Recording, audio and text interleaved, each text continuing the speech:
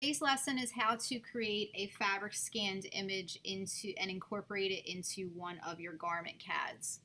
So I asked the class tonight to just pull a fabric swatch from the internet. I also give the option to have your own physical fabric swatch that you can actually scan through a computer desktop scanner and follow the same step-by-step instructions that I'm doing right now with the internet image that we found. So either you can pull an internet image of a fabric swatch, or you can scan your own fabric swatch and incorporate it into Photoshop. So I pulled this twill swatch, twill weave fabric swatch from the internet, and what I asked the class to do was just start a new artboard in Photoshop. So I just did File, New to start an artboard. And what I was explaining to the class, Photoshop is a pixel-based program, so it's a little bit different than Illustrator in some ways, but I'm only going to show you a couple basic steps in Photoshop, so you don't have to really compare it to Illustrator at this point, because we're only going to learn a few things. So to start a new page, you just File, New, just like you would with Illustrator, and you're going to change your the width and height of your artboard that you're going to open to inches. And then I'm asking the class to open a 5x5 inch artboard with a vertical orientation. The resolution here is just basically the bigger the number of the resolution of pixels per inch, the bigger your file will become, but also the file image will be more refined. If you go lower, like 72, the pixels per inch, that means the image might not be as clear, might not be as refined, but your file size will be a lot smaller. So normally, typically, to get a decent looking image in Photoshop with a reasonable size file size, you can work anywhere between 150 and 300, and that usually gives a successful result. And then I asked for a color mode because we're going to be working in color tonight. So I asked for either RGB color or CMYK color artboard. If you chose grayscale, that means you would not be able to recolor with anything but shades of gray. So I encourage you to stick with either RGB or CMYK colors. It'll give you more color range options. And then I don't touch anything else on this artboard, and I just hit create. So this creates a new artboard, and I want to just show you really quickly when I was talking about I also want to open up a couple things and have them ready. In Photoshop, I want to open up window layers so that this layer box appears. I want to always have that handy in Photoshop. So I open up window layers, and here's my layer box. And also I want to make sure that my toolbox is open at all times. So I do window tools and make sure that tools is checked. I also open up my window application frame, and pretty much that's everything at the top. It's just always nice to have additional tools across the top of your page, just like you would in Illustrator. So one thing I told the class is that the toolbox that is provided to you in Photoshop, even though some of the tools may look the same, they do not all operate the same way as Illustrator tools. There also are some tools in here that are unique to Photoshop that you will not find in Illustrator, so please just do not consider all tools equal to Illustrator because some of them work differently. I'm only going to be showing you a handful of tools tonight in Photoshop, so just take note of what each one does and how they operate.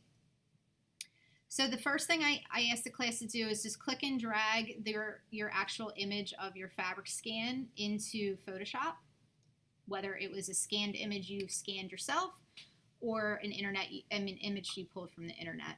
So I just clicked and dragged it into my artboard, and sometimes these images might appear with an X box. When in Illustrator, I ask that you embed the image when it appears with an X box. In Photoshop, you actually just hit the return key on your keyboard and the X goes away. So you just hit the return on your keyboard and then that X is gone. So what you'll see is that I have two layers now in my layer box. I have a background layer, which is the white artboard here, and then I have a screenshot image. So that screenshot image is the fabric swatch. So pretty much if I uncheck the, if I take these little eyeball icons off of the background layer, for instance, you will easily see that when I was speaking earlier about how Photoshop is a pixel-based program, which pretty much just is a series of squares that are made up in a grid. You can see that now because I got rid of the white background layer, and actually you can see the grid right now, and that's each one of these little squares is called a pixel. So that's the difference. That's a really big difference between Photoshop and Illustrator, is that when you draw in Photoshop, you're actually going to be drawing lines that actually look like little series of squares connected. You actually do not draw with vector points like you do in Illustrator. You draw in these little square images that are pixels. So that's the main difference. And the only way to see that is if you didn't have your background layer, which is white. If you took off the eyeball icon, you will then see that the actual artboard is a series of pixels. But I'm just going to keep the eyeball icon on the background layer for now. And what I'm going to ask you to do is then use this new tool in Photoshop that's called the rectangle marquee tool. And it just is the top right hand corner. If your toolbar is doubled, it's the top right hand corner. If you hover over it, it says rectangle marquee tool. It just looks like a broken square. And what you're going to do, when you use that tool, you'll see it has little crosshairs that come with it. So you're going to click and drag over just the image that you want to select, which in this case, I just want to select the fabric scan image that I chose. Click and drag until you scan over the whole, until you select only that. You don't select the white artboard behind it. And then what I want to do next is actually image crop, because I just want to crop out the white background layer that was behind that image. And then if you notice that the rectangle marquee tool all around the perimeter of this fabric swatch, you'll see that it's like a series of dotted dashes that are moving. If you want to get off of this rectangle marquee tool and have it and start using other tools, you have to hit Command D on your keyboard. And all that does is just delete off the rectangle marquee tool from working. Now you can move on to something else. If you do not hit Command D, it will keep on staying on that tool. So the next thing I want to show you is how to recolor this image.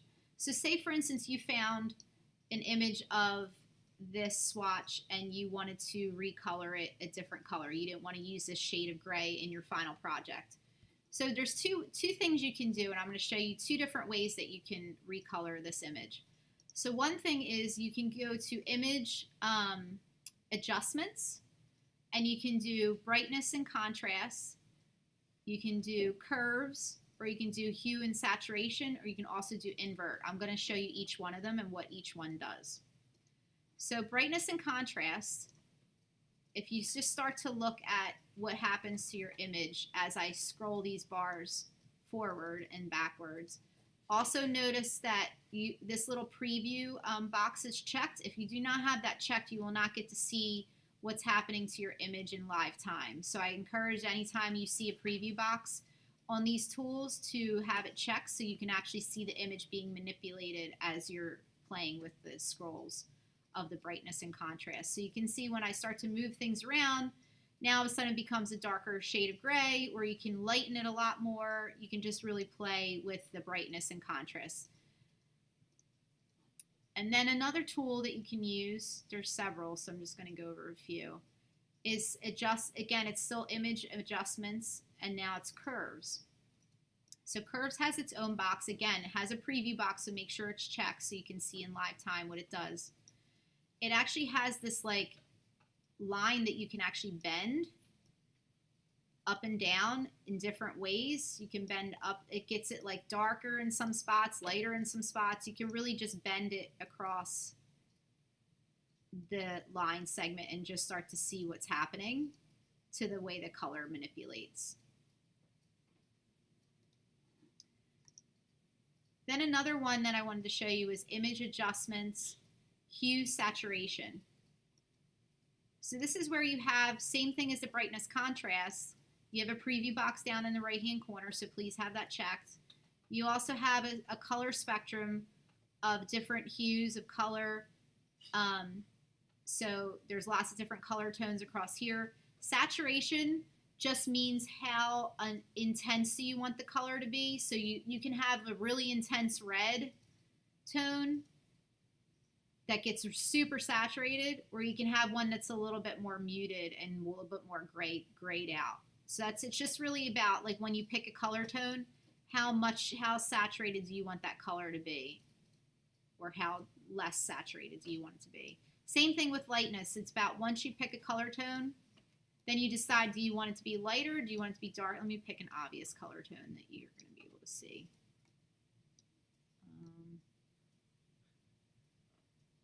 Find a purpley one. So here I turned it into more of a purple tone. So now when I do lightness and across the lightness, I can even make it a lighter purpley tone or a darker purpley tone. And I can play with saturation and play with that. I can make it more muted of a purple. You can just play across these little scroll bars here and see what kind of color tone you come up with. Then there's another one under image adjustment, adjustments called invert. And actually, let me change this color so you can see the invert a lot better, because I kept it pretty gray. So let me make it a more stark color. Okay. Now I'll do image adjustment invert. And you'll see that it completely inverted the color. So what invert means, it's just the opposite color tone than you picked. So the opposite of this purpley shades would be green in this instance. So the opposite, like if you had a black image, the opposite of that would be white. So it's just a complete invert version of that color tone. So I usually play with some of those options just to see until I find something that I like.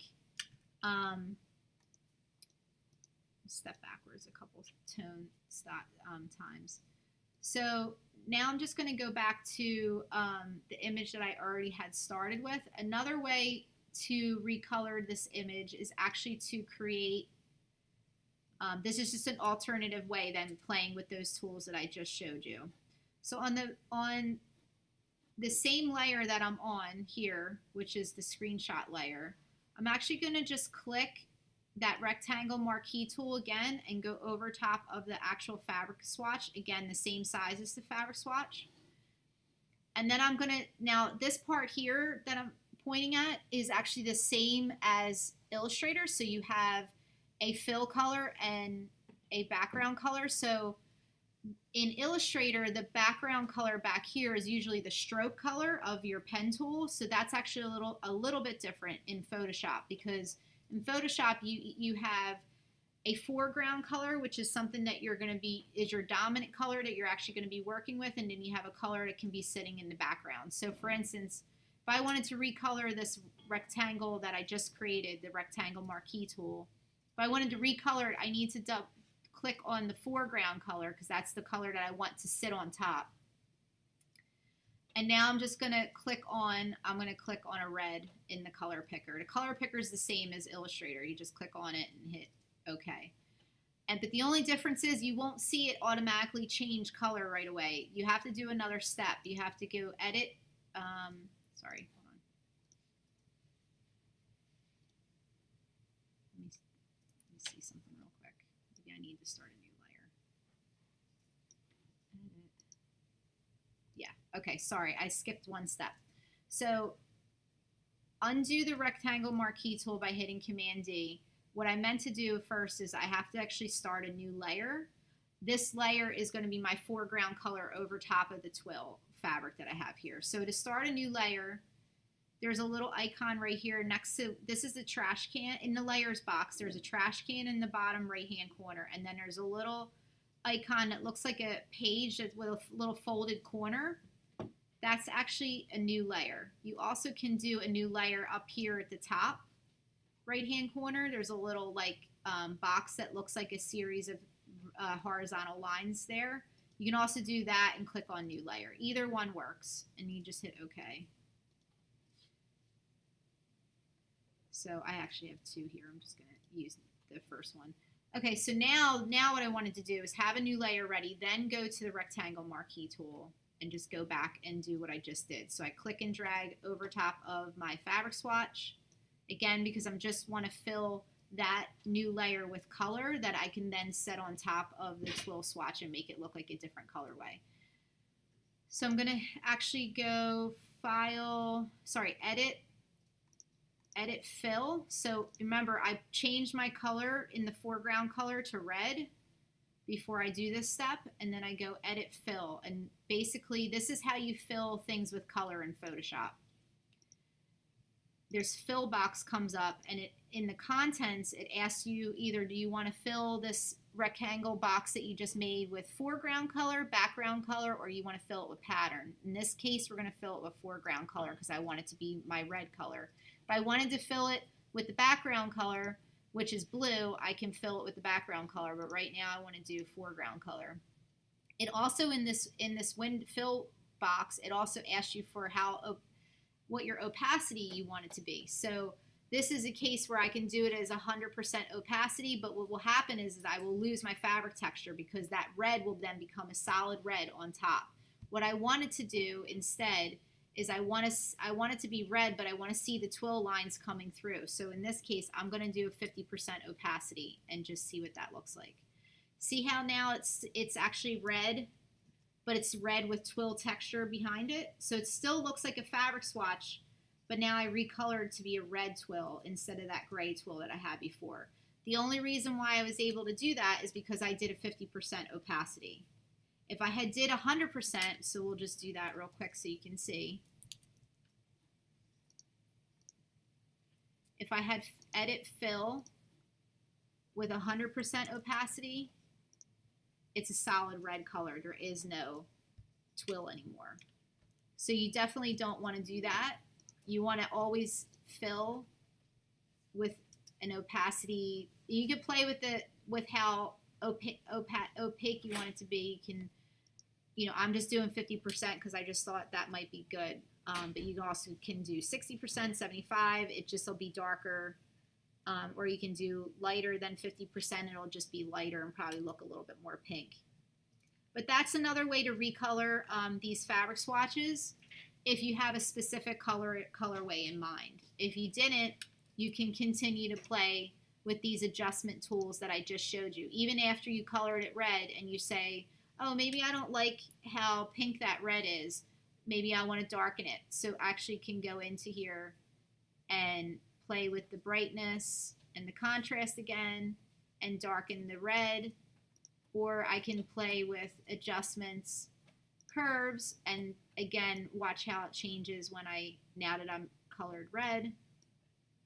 It starts to get a little darker, maybe the color tone starts to adjust a little bit, but it still stays red, but you can just start to play even more with any of these tools that I showed you first.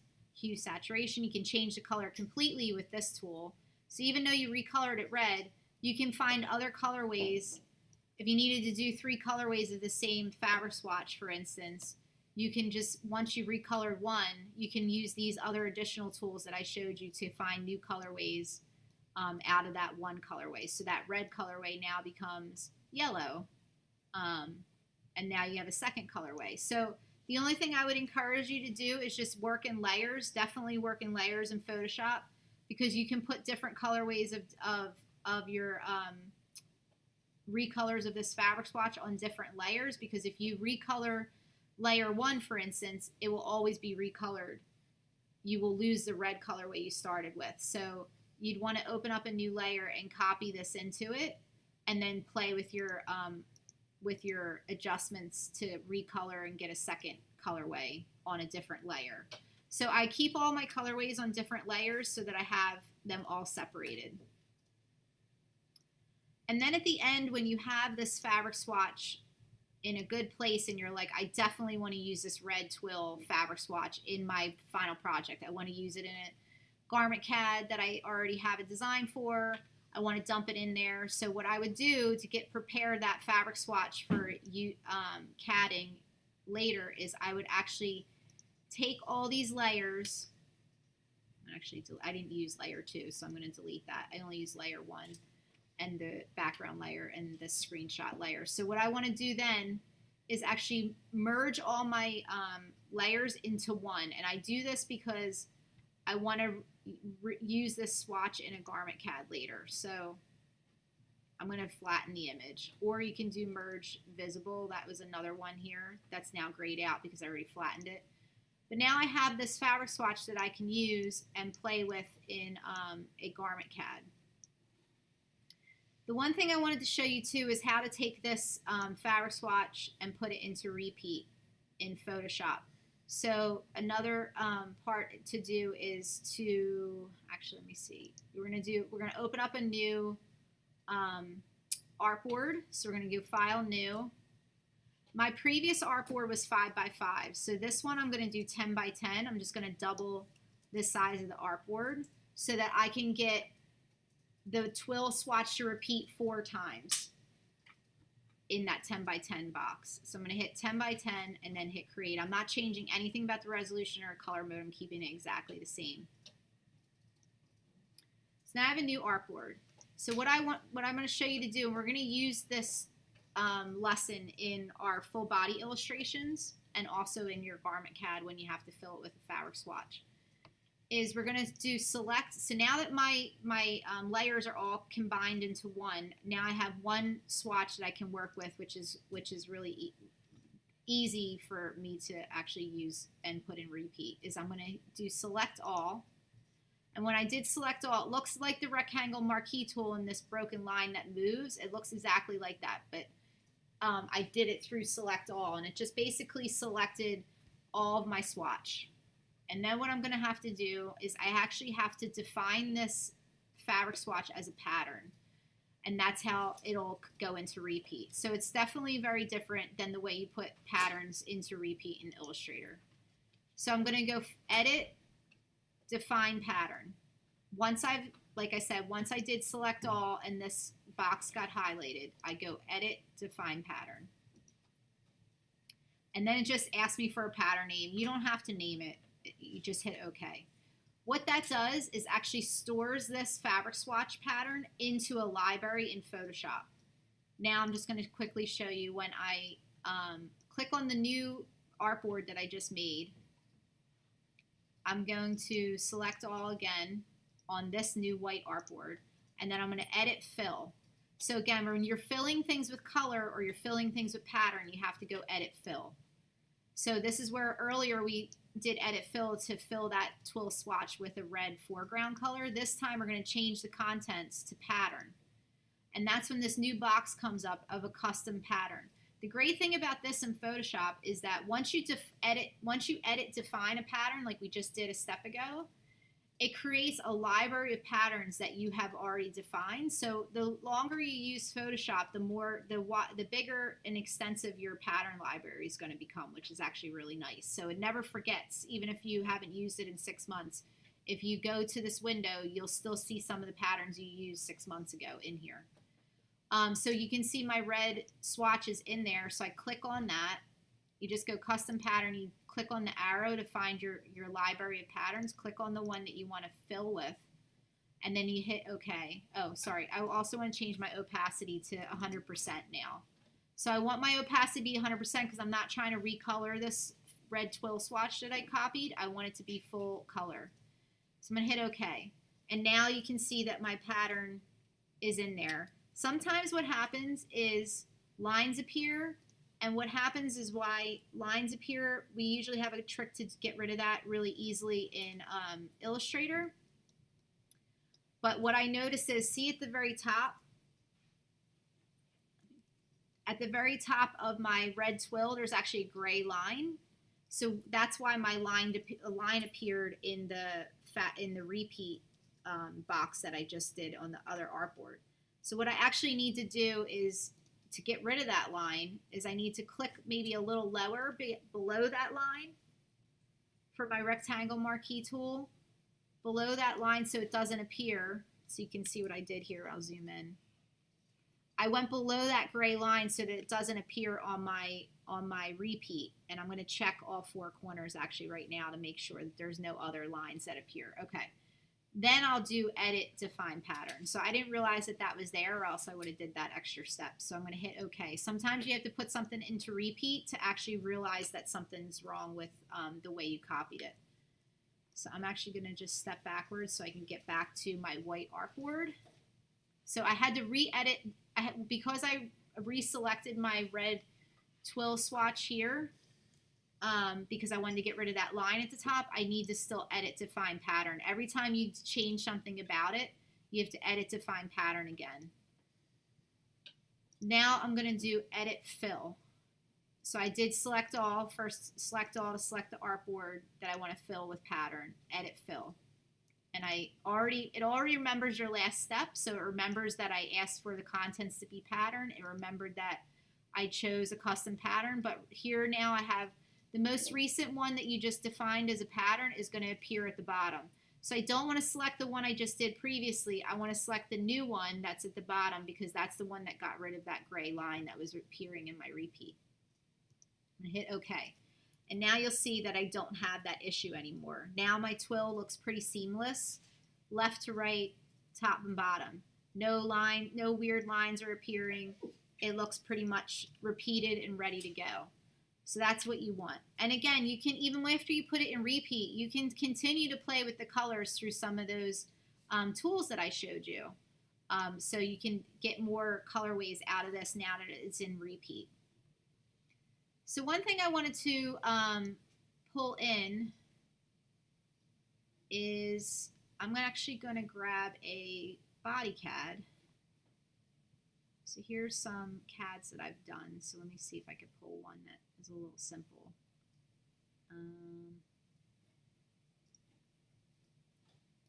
Just going to pull in this.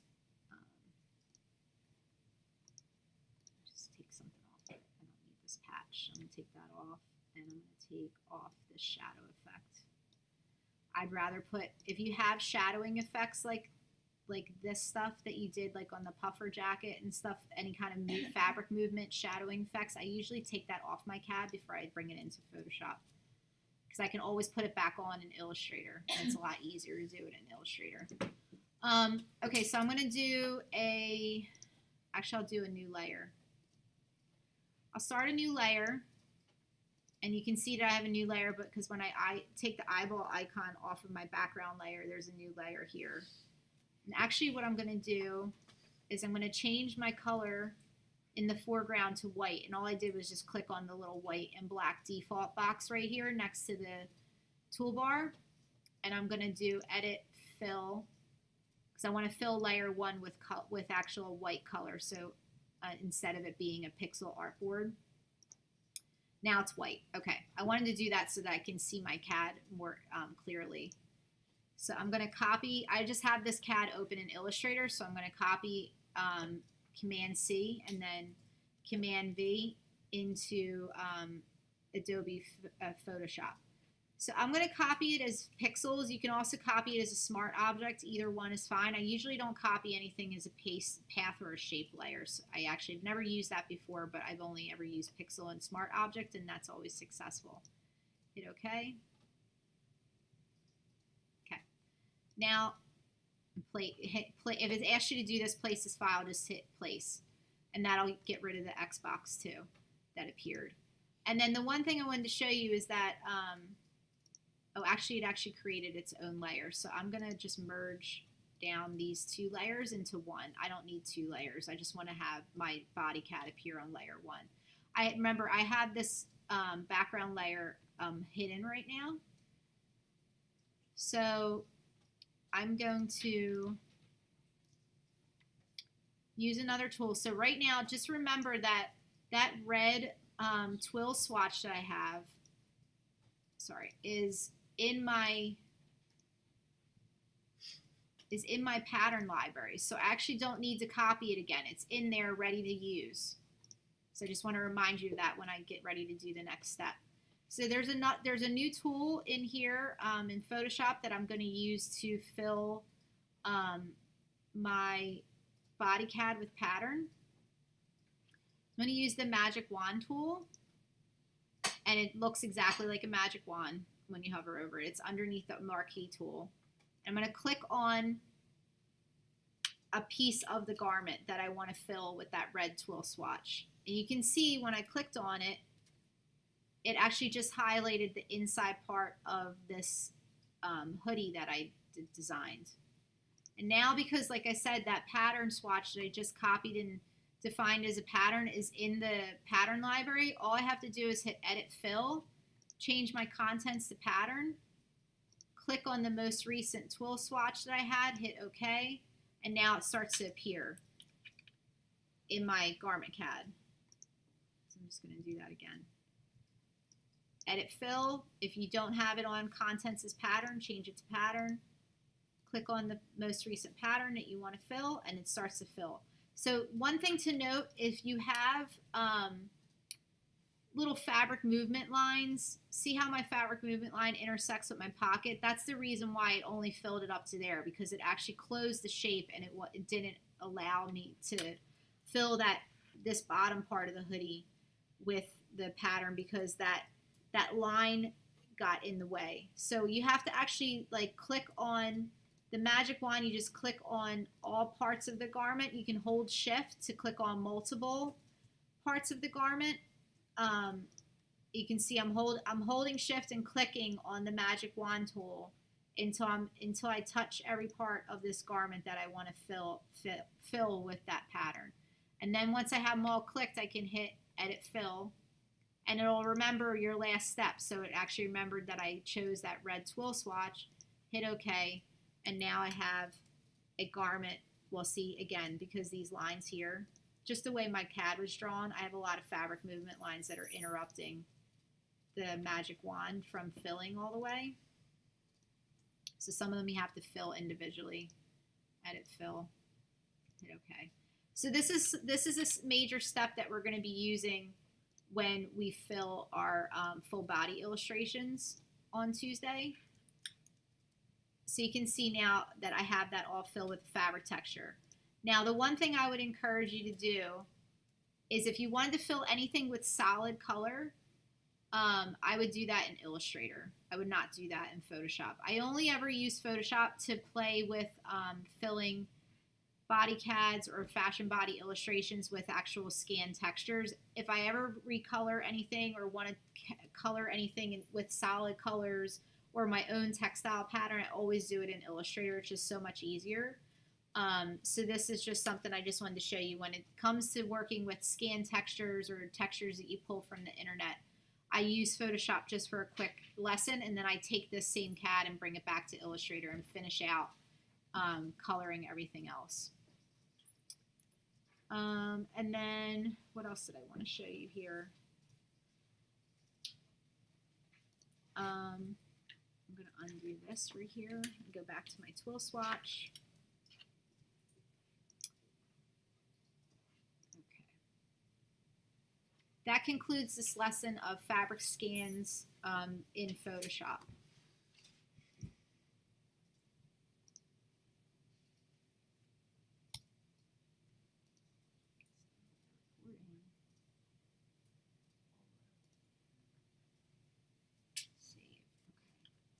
I'm going to show you more, but I just wanted to get that one lesson done. How to